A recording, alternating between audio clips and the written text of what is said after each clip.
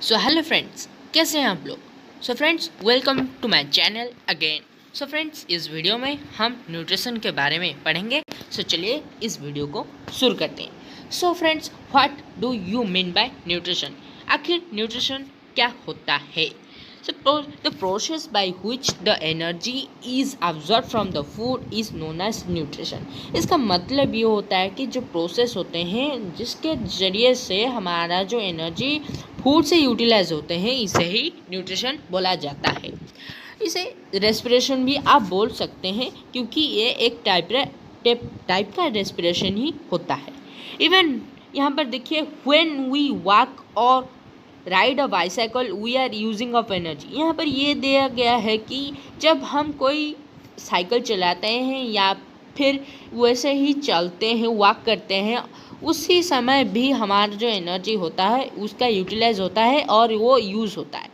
Even when we are not doing any apparent activity, जब हम कोई ऐसे अपेरेंट मीन्स बड़ा सा एक्टिविटी भी नहीं करते हैं, उस समय भी हमारा जो एनर्जी होता है वो यूटिलाइज होता है। ऐसा क्यों होता है? Because energy is needed to maintain a state of order in our body. ये जो ऑर्डर होता है, एक ऑर्डर होता है हमारे बॉडी में, इसी ऑर्डर को एक बैलेंस रखने के लिए, एक बैलेंस में रखने के लिए ये जो एनर्जी होता है वो यूटिलाइज होता है।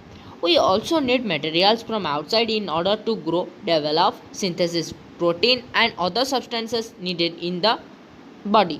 ये जो होता है मटेरियल्स और जो ग्रोथ होते हैं हमारे, डेवलपमेंट होते हैं और सिंथेसिस ऑफ प्रोटीन्स होते हैं और अदर सम्स प्रोसेसेस होते हैं। इसे जो ये आउटसाइड मटेरियल के लिए ही होते हैं। हम जो आउटसाइड मटेरियल कंज्यूम करते हैं, इसके लिए जो एनर्जी आता है, इसी से ही हमारा ग्रोथ डेवलपमेंट होता है और सिंथेसिस ऑफ प्रोटीन बनते हैं। This source of energy and material is the food we eat. ये जो सोर्स ऑफ एनर्जी को हम फूड ही कहते हैं। हाउ डू नेक्स्ट आता है, how do living things get their food. Living things अपने फूड को कैसे पाते हैं? The general requirement for energy and material is common in all the organisms। यहाँ पर ये बोला जाता है कि ये जो रिक्वायरमेंट होता है, जनरल रिक्वायरमेंट होता है एनर्जी के लिए, और जो मटेरियल होता है जो नीडेड होता है, जनरल रिक्वायरमेंट होता है सब ऑर्गेनिज्म के लिए, ये कॉमन होता है। But it is fulfilled in different ways. इसी कॉमन ये जो होता है वे होता है, ये वे कुछ डिफरेंट ऑर्गेनिजम्स में डिफरेंट वे से फुलफिल होता है। Some organisms use simple food material obtain from inorganic sources. ये सम कुछ जो ऑर्गेनिजम्स होते हैं, लाइक जो ग्रीन प्लांट्स होते हैं, ये ऑर्गेनिजम्स इनऑर्गेनिक सोर्सेज को एनवायरनमेंट से यूज़ करते हैं in the form of carbon dioxide और वाटर। यहाँ पर जो ग्रीन प्लांट्स है और अदर सम ऑर्गेनिजम्स है, उसको इंडिकेट किया गया है। यहाँ पर देखिए, ये दिया गया है बाद में। This organisms the autotrophs, this organisms the autotrophs include green plants and some bacteria. ये जो ऑटोट्रॉप्स होते हैं, ऑटोट्रॉप्स क्या होता है आपको मालूम होता है? The organisms which can make their own food and does not depend on other organisms for that food and known as autotrophs. So ये जो ऑटोट्रॉप्स होते हैं, ये क्या होते हैं? ये सब ग्रीन प्लांट्स होते हैं और कुछ बैक्टीरियाज होते हैं। एंड नेक्स्ट आता है other organisms utilise complex substances. और जो बच्चे कुछ ऑर्गेनिजम्स रह के ये जो कॉम्प्लेक्स सब्सटेंसेस को यूटिलाइज करते हैं, इसे ही कंज्यूम करते हैं। These complex substances have to be broken down into simpler substances। हम जानते हैं कि जो कॉम्प्लेक्स सब्सटेंसेस होते हैं हमारे बॉडी में, ये डाइजेस्ट नहीं हो सकते हैं, इसलिए जो कॉम्प्लेक्स सब्सटेंसेस को ब्रोक डाउन होना पड़ता है सिंपल फॉर्म में। इसीलिए ये जो होते हैं this complex substances have to be broken down into simpler ones before they can be used up for the upkeep and growth of the body. ये ब्रोकन ऑफ होने के बाद ही हमारे जो डेवलपमेंट और ग्रोथ में काम आ सकता है। To achieve this to achieve this organisms use biocatalyst called enzymes. इस एंजाइम जो वर्ड है एंजाइम, यहाँ पर देखिए फ्रेंड्स, ये जो वर्ड है एंजाइम, इसे ध्यान से याद रखिए। ये जो एंजाइम है, ये एंजाइम बहुत ही काम का चीज़ होता है, क्योंकि एंजाइम क्या है, इसके ऊपर आपको शॉर्ट क्वेश्चन भी आ सकता है। सो फ्रेंड्स, ये एंजाइम जो है, इसको एक ब्रैकेट में बना लेता हूँ, इसे आप पढ़ लीजिए घर में अच्छे से। To achieve this organisms use biocatalyst called enzymes. इसका डेफिनेशन एंजाइम का ये होगा कि enzymes are the biocatalyst substances or the parts that are used by the organisms to for the breakdown of the food और the utilisation of the energy for the growth and development. ये specially जो enzymes होते हैं, ये हमें जो breakdown of food में ही help करते हैं। दस the heterotrophs survival depends directly और इनडायरेक्टली ऑन ऑटोट्रॉप्स। ये जो होता है, यहाँ पर देखिए, ये जो लाइन दिया गया है, दस the heterotrophs survival depends directly और इनडायरेक्टली ऑन ऑटोट्रॉप्स। इसका ये मीनिंग है फ्रेंड्स कि ये जो ऑटोट्रॉप्स जो हेटरोट्रॉप्स होते हैं, सपोज मैं यहाँ पर जो एग्जाम्पल एक लेता हूँ लायन का। ये जो हेटरोट्रॉप है, मैं यहाँ पर लायन का एग्जाम्पल लेता हूँ। लायन, ये जो लायन होता है, सपोज ये जो लायन होता है, ये एक लायन ने क्या किया कि यहाँ पर देखिए, सपोज एक लायन होता है, एक लायन ने यहाँ पर एक गोट को खा लिया, एक लायन ने।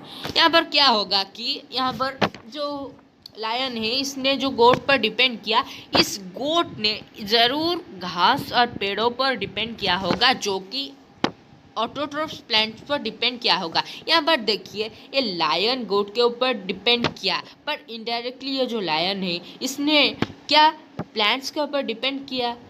यस और नो? यस, ये प्लांट्स के ऊपर डिपेंड किया। इसीलिए यहाँ पर दिया गया है कि आप देखिए 10, यहाँ पर दिया गया है 10 the heterotrophs survival depend directly और इनडायरेक्टली ऑन द ऑटोट्रॉप्स। इसीलिए ही यहाँ पर बोला गया है कि ये जो हेटरोट्रॉप्स का सर्वाइवल होता है, ये डायरेक्टली और इनडायरेक्टली ऑटोट्रॉप के ऊपर ही होता है, क्योंकि ये जो गोट था यहाँ पर, ये एक ऑटोट्रॉप ही हेटरोट्रॉप था, पर ये डायरेक्टली ये जो प्लांट्स के ऊपर डिपेंड करता था।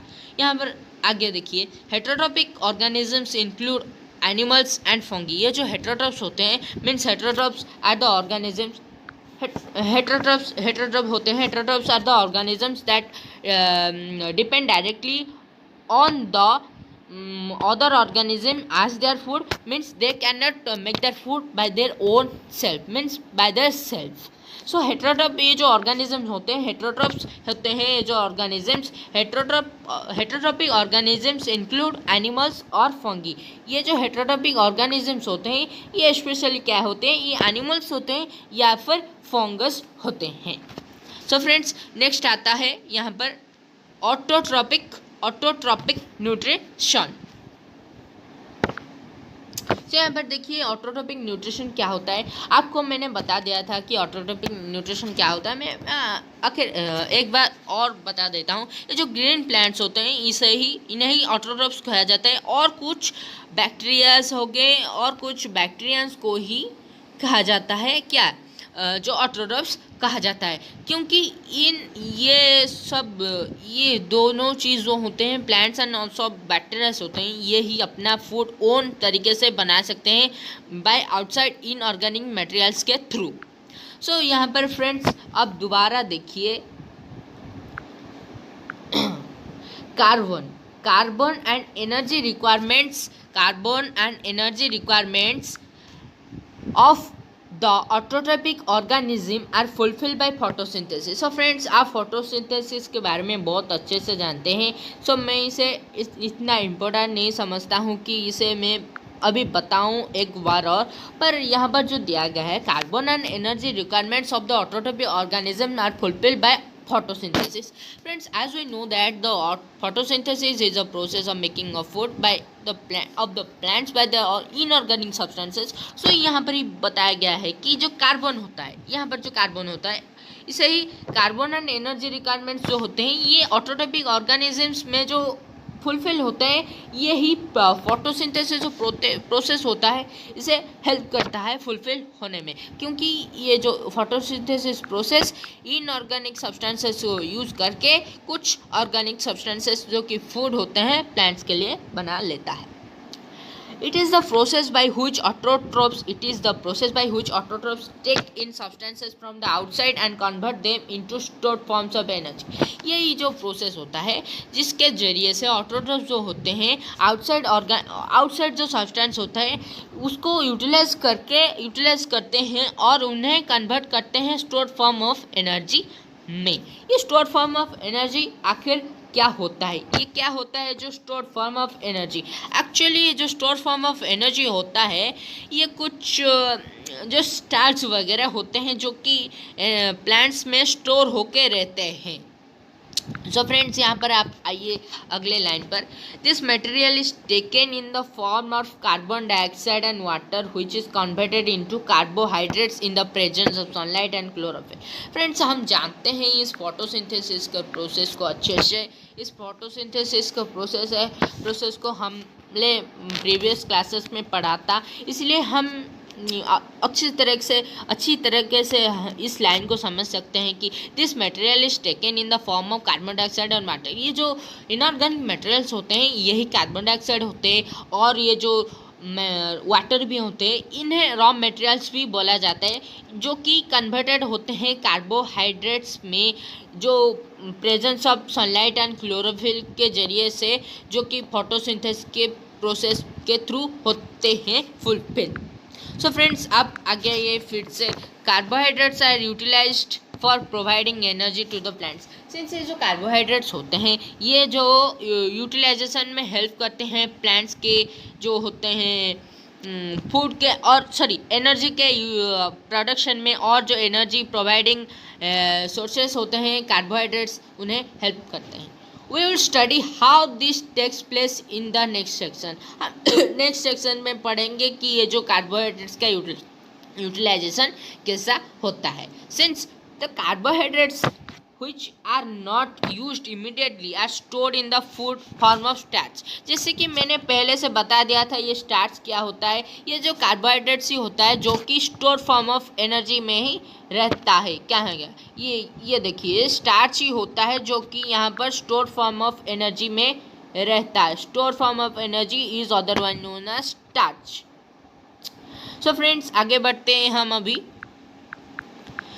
which serves as the internal energy reserve to be used as and which required by the plant। यही होता है, मैंने एक्सप्लेन कर दिया है। फ्रेंड्स, हम फिर आगे बढ़ते हैं। somewhat similar situation is seen in us। हम में भी ये कुछ सिमिलर सिचुएशन ही देखने को मिलता है। देखिए, a somewhat similar situation is also seen in us. हम में भी ऐसे कोई सिमिलर सिचुएशन ही देखने को मिलता है। where some of the energy is derived from the food we eat and is stored in our body in the form of glycogen। ये ग्लिसोजन क्या होता है इसे फ्रेंड्स अब अच्छे तरीके से याद कर लीजिए। ये ग्लिसोजन को नोट कर लीजिए। ग्लिसोजन होता है स्टोर्ड फॉर्म ऑफ एनर्जी जो कि ह्यूमन के बॉडी में रहता है। Stored form of energy, store form of energy होता है जो कि हमारे बॉडी में स्टोर होके रहता है। सो फ्रेंड्स, बाकी जो चीज़ रह गए हम इसको नेक्स्ट वीडियो में पढ़ेंगे। सो फ्रेंड्स, अगर आपको यह वीडियो अच्छा लगा हो तो इसे लाइक कीजिए, सब्सक्राइब कीजिए हमारे चैनल को और इसे शेयर कीजिए और अच्छी तरीके से घर में पढ़ाई कीजिए। Thank you for watching this video.